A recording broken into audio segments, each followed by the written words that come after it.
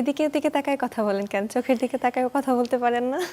নূর সিনেমায় একটা চুমুর দৃশ্য আছে এবং এই বিষয়টিও বেশ আলোচনায় এসেছে, হ্যাঁ। এবং তুমি এবং আরিফিন শুভ দুজনেই কিন্তু এটাকে ক্লিয়ার করেছো যে এটা একটা মোমেন্ট ছিল।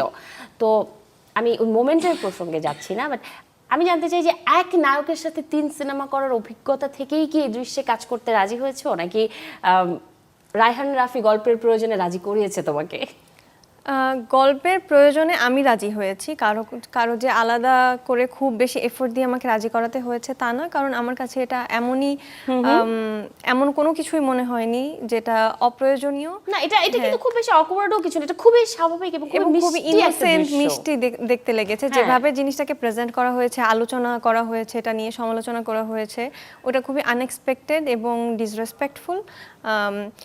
আমাদের কাছে না এমন বিষয়ে নর্মালাইজড হয়ে গেছে। এখানে যদি ভায়োলেন্স দেখানো হতো, নূর সিনেমা অনেকে দেখেছে অলরেডি, বা ট্রেলারেও দেখানো হয়েছে যে এক জায়গায় নূর মানে আরিফিন শুভ শিউলির মানে আমার গলা চেপে ধরে একটা গালি দিয়ে, ওই সিন নিয়ে তো কেউ কথা বললো না যে এটা কেন করা হয়েছে, যেটা অ্যাকচুয়ালি করা উচিত না।